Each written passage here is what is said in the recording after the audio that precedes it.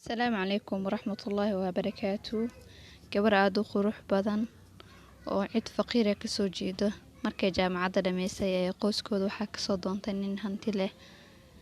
Ninkii ayagoo su'aal aana weydiin reerkood ayay ku dareen, ayadana way ka ogolaatay. Gabadhii waxaa loo soo guuriyey qasri aad u qurux badan, laba rakacayn Allah subxaanahu wa ta'ala u dukatay. Allah ayayna ugu shukrisay maadaama ay ahayd gabar faqiir ah. Maalmo markay ka soo wareegeen ayaa waxay ogaatay ninkeeda inuu xaasas badan hore u soo furay. Way la fariisatay si ay ugu dhaadhiciso ninkeeda in gabar iyo wiilba Ilaahay bixiyo.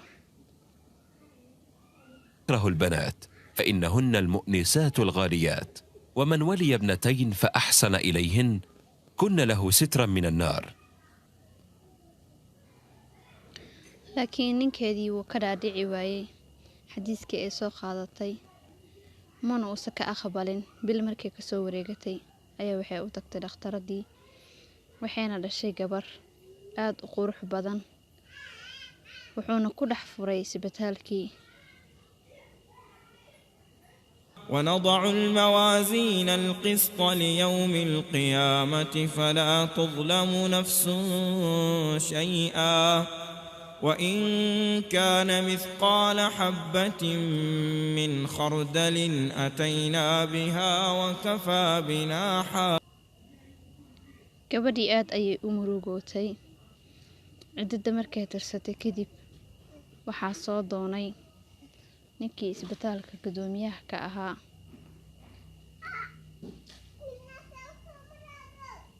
waxayna ka codsatay wayna ka ogolaatay, waxayna ka codsatay guryihii qadiimiga ahaa inay ka dhigto guri dadka masaakiinta ah lagu tabaraco ama lagu quudiyo. isna wuu ka ajiibay. sanado markay ka soo wareegeen waxaa u dhashtay laba wiil iyo gabadheedii hore ee u wadatay.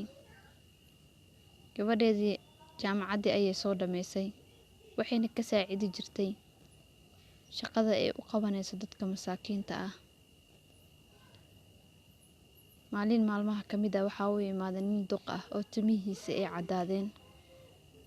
markaasaa intay fiirisay ilmo indhaheeda soo buuxiyeen, mise waa ninkeedii hore. markaasay ku tiri, maxaa sidaan kuu galay?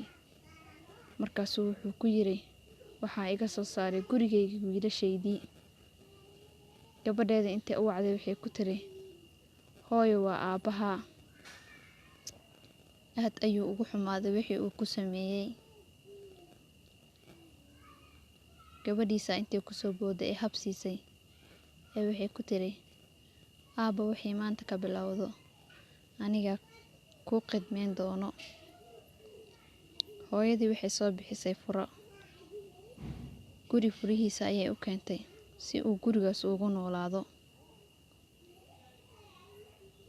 aad ayuuna ugu xumaaday.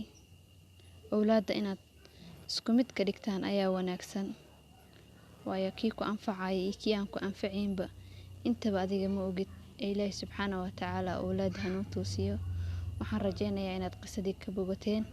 waxaan idin leeyahay assalaamu calaykum waraxmatullaahi wabarakaatu.